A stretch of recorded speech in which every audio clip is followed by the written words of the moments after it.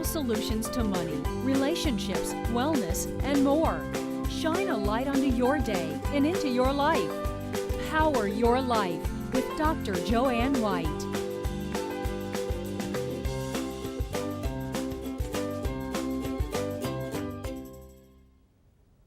Welcome to Power Your Life. I'm Joanne White, your host, and my first guest is an author, a coach, and an educator who's helped hundreds of women tap into their true, unlimited self and revolutionize their lives.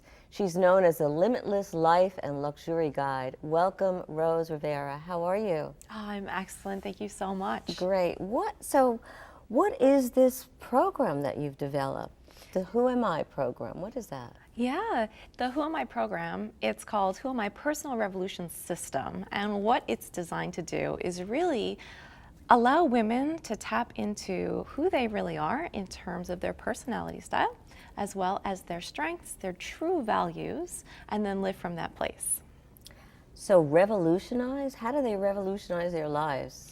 Yeah, that's the fun part, because what ends up happening when they go through this process is that they usually find out, sometimes it's their career, sometimes it's their relationship, something's out of alignment, which tends to be why they find me. Something's unhappy or stuck. And when they go through this process, one of these things ends up getting, or sometimes more than one, ends up getting very revolutionized, and sometimes in surprising ways. So that it gets shaken up in some way, right? Yes, sometimes completely broken down and rebuilt. It can be a kind of a challenging, scary process, but ultimately they end up living in a way that feels right for them and in ease. And that's always, I think, my goal. Doesn't that take a while, though, especially if their lives are shifted in a way that they never expected, and then suddenly they have to, like you said, they have to rebuild it. What do they do in the rebuilding stage? Well, I work with them a lot on things like fear, all of those kinds of blocks that come up, as well as practical plans. So it does. Sometimes it takes years for you to transition from one career to another, or to renegotiate your relationship in some way, especially if it's been a long-standing relationship. So it does.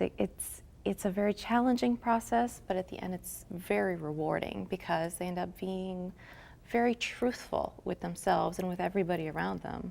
And I think when you're truthful with yourself, you feel more connected and happier with who you are, right? Absolutely. Why is it that many women and men are not living such fulfilling lives and are not feeling, like you said, that sense of accomplishment and that sense of peace and well-being? I think it's two things, really. Number one is we're never really taught anywhere in our development in our school system who we are. Nobody ever sits down and says, you know what, these are the things you're good at. Let's run some tests, basically some analysis on you and see who you are. So if you don't live from that place, you end up kind of going with the flow of life, which can be okay, but it sometimes ends you at destinations and career paths and family situations where it's not really who you are. And sometimes you follow those because you step into family roles, you step into a family practice or whatever, and you're expected to do something by other people, right? Yes. How do we know, Rose, that we're making the right decisions? What do we need to do that can tell us we're on the right track? The core of it is to find your value system. And we tend to rely on our culture and on our background and on our own families that we came from to give us our values. And that's very troublesome because a lot of times as adults, we have the ability to make conscious decisions, right? Is this what I believe or is this what I really believe? And part of my process is I go through and weed out all of the things, all of the shoulds that we have been taught to really get to, well, what is it that you really value?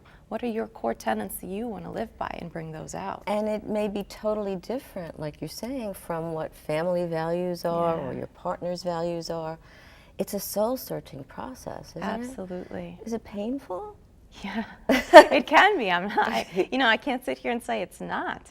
I mean, I've been through it myself many times and obviously with many of my clients. So it is a process that I think you have to go in with a lot of seriousness too, and know that there's going to be a lot of fear, especially around like rejection when you're trying to shift from one value to another, like you said, especially, like with your value system from your family. Well, because it can be disruptive. However, you get to the other side, and the other Yes. side, right? We like the other side. Yes. The other side is a sense of freedom. What else? What else can people experience? The other side is really a sense of authenticity.